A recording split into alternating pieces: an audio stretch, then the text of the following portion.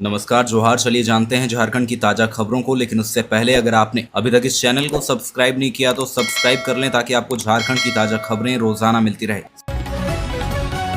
सबसे पहली और बड़ी खबर आज पूर्वी और पश्चिमी सिंहभूम में हो सकती है बारिश। 50 से 60 किलोमीटर प्रति घंटे की रफ्तार से चल सकती है हवा। साइक्लोनिक सर्कुलेशन और बंगाल की खाड़ी में निम्न दबाव वाला क्षेत्र बनने से रविवार को भी बारिश का माहौल बना हुआ है। मौसम विभाग के अनुसार पूर्वी सिंहभूम, पश्चिमी सिंहभूम, सिमडेगा और सरायकेला खरसावां के कहीं कहीं पर गर्जन और तेज हवा के साथ वज्रपात की संभावना है। हवा की रफ्तार 50 से 60 किलोमीटर प्रति घंटे की हो सकती है। वहीं उत्तरी और निकटवर्ती मध्य हिस्सों में कहीं कहीं पर गर्जन और तेज हवा के साथ वज्रपात होने की संभावना है।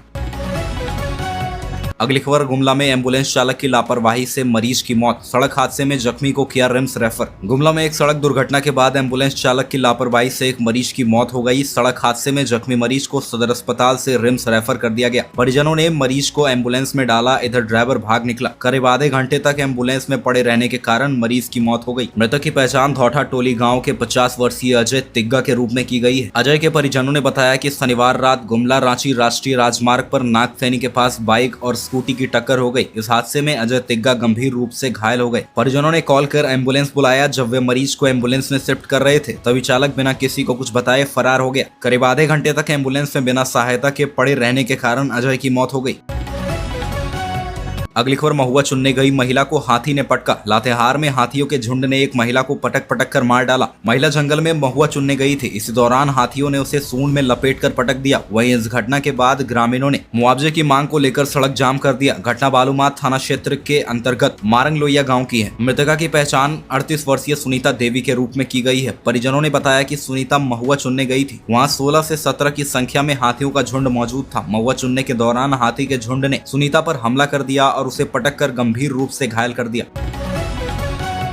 अगली खबर, रांची में हॉक विमानों ने दिखाए हैरतअंगेज करतब। राजधानी रांची में रविवार को एयर शो का दूसरा और आखिरी दिन रहा। इस दौरान भारतीय वायुसेना ने अपना शौर्य दिखाया। नामकुम के खोजा टोली स्थित आर्मी ग्राउंड में सूर्यकिरण एरोनॉटिक्स टीम ने एयर शो किया। वायुसेना के पायलटों ने हॉक विमान से 1 घंटे तक आसमान में करतब दिखाया। आसमान में 5 मीटर से भी कम दूरी रखते हुए पायलट ने अलग अलग कलाकृतियां बनाई। इससे लोग रोमांचित हो उठे। विमानों के आसमान में तिरंगा बनाते ही वहां मौजूद लोगों ने भारत माता की जय के नारे लगाए। ग्राउंड में मौजूद लोग एयर शो देखने के लिए लगातार आसमान में टकटकी लगाए हुए थे।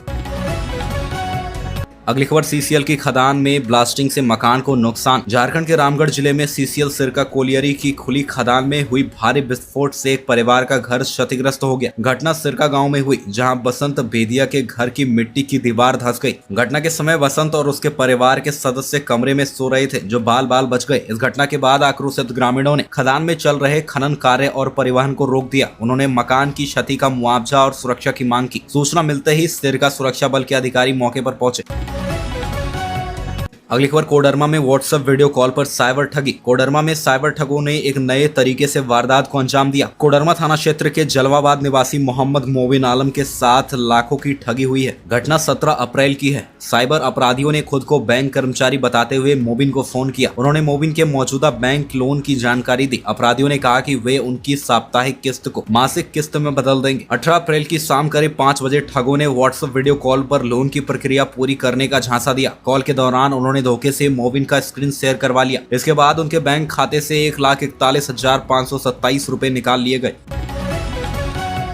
अगली खबर, धनबाद में प्रिंस गोपी गैंग का सदस्य गिरफ्तार। धनबाद पुलिस ने संगठित अपराध के खिलाफ बड़ी कार्रवाई की है। पुलिस ने गैंगस्टर प्रिंस खान और गोपी खान गिरोह के सदस्य मोहम्मद नौसाद आलम को गिरफ्तार किया है। आरोपी थाना बैंक मोड़ भोली नियर एहसान आलम कॉलेज के रहने वाला है। आरोपी के पास से एक बाइक, एक देसी कट्टा और 2 जिंदा कारतूस बरामद किए गए हैं। सिटी एसपी अजित कुमार ने बताया कि एसएसपी एचपी जनार्दन को मिली गुप्त सूचना के आधार पर यह कार्रवाई की गई। अगली खबर, जैक 10th बोर्ड की सैकड़ों कॉपियां जली। जांच में खुलासा, साजिश के तहत लगाई गई आग। झारखंड एकेडमिक काउंसिल द्वारा ली गई मैट्रिक परीक्षा की लगभग 8 से 900 कॉपियां दुमका के एक मूल्यांकन केंद्र में जल गई। इनमें से 200-250 कॉपियां पूरी तरह से जलने की बात सामने आ रही है, जबकि शेष कॉपियां आंशिक रूप से जली है। राहत की बात यह है कि जली हुई कॉपियों का मूल्यांकन कर लिया गया था और उन्हें अलग कमरे में रख दिया गया था। वहीं एक अन्य कमरे में वैसी कॉपियां रखी गई थी जिनकी जाँच कर मूल्यांकन किया जाना था। प्रारंभिक जाँच में पता चला कि साजिश के तहत इस विद्यालय के उसी कमरे को टारगेट कर आग लगाई गई थी जहां उत्तर पुस्तिकाएं रखी गई थी। इसके लिए भवन के पीछे लोहे की खिड़की के गैप से मोबिल डीजल जैसा ज्वलनशील पदार्थ डाला गया था। उस गैप में प्लास्टिक आदि डाल दिया गया ताकि आग सुलगते हुए उत्तर पुस्तिकाओं को जला दे। अगली खबर, आप चुनाव आयुक्त नहीं मुस्लिम आयुक्त थे। सुप्रीम कोर्ट और सीजेआई के बाद पूर्व सीईसी पर भड़के बीजेपी सांसद निशिकांत दुबे। झारखंड की गोड्डा सीट से बीजेपी सांसद निशिकांत दुबे सुप्रीम कोर्ट और सीजेआई संजीव खन्ना पर दिए बयान के बाद चर्चे में हैं। उन्होंने सुप्रीम कोर्ट के बाद अब पूर्व मुख्य चुनाव आयुक्त SY कुरैशी पर हमला बोला है। उन्होंने पूर्व सीईसी से कहा कि आप चुनाव आयुक्त नहीं मुस्लिम आयुक्त थे। बीजेपी सांसद ने सोशल मीडिया प्लेटफॉर्म X पर कुरैशी की एक पोस्ट पर कमेंट करते हुए लिखा कि आप चुनाव आयुक्त नहीं मुस्लिम आयुक्त थे। झारखंड के संथाल परगना में बांग्लादेशी घुसपैठियों को वोटर सबसे ज्यादा आपके कार्यकाल में ही बनाया गया था। उन्होंने आगे लिखा कि पैगंबर मोहम्मद साहब का इस्लाम भारत में 712 में आया था। उससे पहले तो यह जमीन हिंदुओं की या उस आस्था से जुड़ी आदिवासी, जैन या बौद्ध धर्मावलंबियों की थी। अगली खबर, ट्रेनिंग में लापरवाही पड़ी 1279 शिक्षकों पर भारी, शिक्षा विभाग ने जारी किया सो कॉज नोटिस। ऑनलाइन परीक्षण में भाग नहीं लेने वाले उत्तरी छोटा नागपुर प्रमंडल के सभी जिले के 1279 शिक्षकों को सो कॉज नोटिस जारी किया गया है। इनमें धनबाद के 140 शिक्षक भी शामिल हैं। कक्षा 1 से 8 में कार्यरत सभी शिक्षकों को 24 घंटे का ऑनलाइन प्रशिक्षण गुरुजी ऐप के माध्यम से लेना था। शिक्षकों के ऑनलाइन प्रशिक्षण लेने के लिए विभागीय स्तर से अतिरिक्त 10 दिन का समय भी दिया गया था। बावजूद इसके 1279 शिक्षकों ने ऑनलाइन प्रशिक्षण में हिस्सा नहीं लिया या कोर्स पूरा नहीं किया। इसके बाद इन शिक्षकों पर कार्रवाई करते हुए सो कॉज नोटिस जारी किया गया है। अगली खबर, झारखंड के लोगों को लगने वाला है 440 वोल्ट का झटका। 1 मई से इतने रुपए महंगी हो जाएगी बिजली। झारखंड में नए बिजली टैरिफ की घोषणा 30 अप्रैल तक कर दी जाएगी। जानकारी के मुताबिक मई से बिजली के दर 1 रुपए प्रति यूनिट बढ़ जाएंगे। झारखंड राज्य विद्युत नियामक आयोग द्वारा इसकी तैयारी की जा रही है। सूत्रों ने बताया कि नए टैरिफ का ड्राफ्ट अंतिम चरणों में। आयोग 30 अप्रैल तक इसे हर हाल में घोषित कर देना चाहती है ताकि 1 मई से टैरिफ प्रभावी हो सके। इधर JVBNL भी नई टैरिफ का इंतजार कर रहा है। बीते वर्ष टैरिफ में बढ़ोतरी नहीं हो सकी थी। JVBNL ने झारखंड के घरेलू उपभोक्ता की बिजली दर में प्रति यूनिट 2 रुपए बढ़ाने का प्रस्ताव दिया था। ऐसे व्यक्ति को तुरंत लोकसभा से बर्खास्त करें। निशिकांत दुबे के खिलाफ स्पीकर ओम बिरला से हुई मांग। झारखंड की गोड्डा सीट से बीजेपी सांसद निशिकांत दुबे ने न्यायपालिका और chief justice of India Sanjeev Khanna पर ऐसा बयान दे दिया जिसकी देश भर के राजनीतिक गलियारों में आलोचना हो रही है। इस पर झारखंड सरकार में मंत्री और कांग्रेस नेता इरफान अंसारी भी भड़क उठे हैं। इरफान अंसारी का कहना है कि संविधान को मानने वाले बीजेपी के नफरत के मंसूबों को कामयाब नहीं होने देंगे। दरअसल इरफान अंसारी ने सोशल मीडिया प्लेटफॉर्म X पर पोस्ट कर लिखा कि भाजपा देश को धर्म, जाति सहित कई वर्गों में विभाजित करने का प्रयास कर रही है, लेकिन हम संविधान को मानने वाले उनके नफरत के मंसूबों को कामयाब कभी नहीं होने देंगे। अगली खबर, लोहा कारोबारी से 14.5 लाख की ठगी करने वाले 2 साइबर ठग झारखंड से गिरफ्तार। क्राइम ब्रांच और सर्विलांस टीम ने झारखंड राज्य के लोहा व्यापारी से ठगी करने वाले 2 साइबर जालसाजों को गिरफ्तार कर लिया है। आरोपियों ने गैस कनेक्शन के नवीनीकरण के नाम पर एक व्यापारी से 14.5 लाख रुपए की ठगी कर ली। आरोपियों के पास से UCGL data, 16 mobile, 10 credit card और एक कार जब्त की गई। इसके अलावा उनके 1 दर्जन से अधिक बैंक खातों में जमा 50 लाख रुपए भी फ्रीज कर दिए गए। पुलिस अब टीम लीडर तक पहुँचने की कोशिश कर रही है। गुरुवार को DCP crime SM Kasim Abidi ने एक फर्जीवाड़े का पर्दाफाश किया। बताया गया कि धोखाधड़ी की शिकायत दर्ज होने के बाद क्राइम ब्रांच और साइबर सेल की टीम जांच कर रही थी। पुलिस ने जालसाजों के बैंक खातों का विवरण और मोबाइल नंबर जांच की है।